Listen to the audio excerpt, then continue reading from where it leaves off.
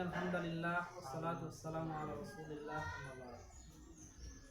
প্রিয় ছাত্র বন্ধুরা, আজকে আমরা আলোচনা করব হলো হালত, কন্যার হালত নিয়ে। কন্যার হালত হলো তিনটি। কয়টি? তিনটি।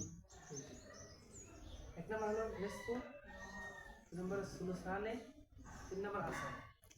নিসফু দুইয়ের এক অংশ, দুইয়ের এক অংশ। আর সুলুসানে হলো তিনের দুই অংশ, তিনের দুই। আসাবা শুধু আসাবা, কন্যা কি হবে? আসাবা হবে। দেখেন কখন কন্যা দুইয়ের এক অর্ধাংশ পাবে এবং কখন তিনের দুই পাবে, কখন আসাবা।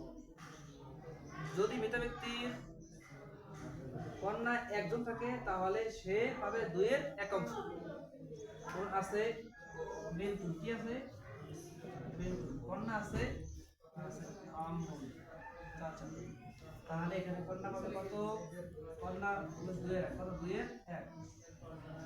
কন্যা দুইয়ের এক পাবে, আর চাচা আসামা হিসাবে এক পেয়ে যাবে। বুঝে আসছে? যদি মৃত ব্যক্তির কন্যা দুই বা ততোধিক থাকে, দুইয়ের অধিক বা দুইজন আছে, তাহলে কন্যা পাবে হলো তিনের দুই। কত পাবে?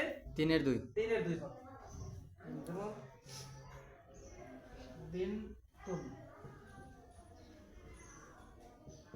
কন্যা আছে ধরেন তিনজন আর আছে চাচা, তাহলে মশলা হবে কত দ্বারা? তিন দ্বারা, কারণ তিনের দুই লসাগু তিন হয়, তিন দ্বারা মশলা তিন। কন্যাগণ পাবে তিনের দুই, তিনের দুই হলে কত হয়? দুই। কত হবে? দুই। চাচা আসা হিসাবে এক পেয়ে যাবে। বুঝতে পারছো? এবার তিন নাম্বার হালত হলো আমাদের, যদি মৃত ব্যক্তির কন্যার সাথে ছেলে জীবিত থাকে, কন্যার সাথে ছেলে জীবিত থাকে, তাহলে কন্যা আসাবা হবে। এখানে আসাবা আমরা দেখতে হবে, আমরা কোরআনুল কারীমের মধ্যে পেয়েছি লিজ জাকারি মিসলু হাজিল উনসায়াইন।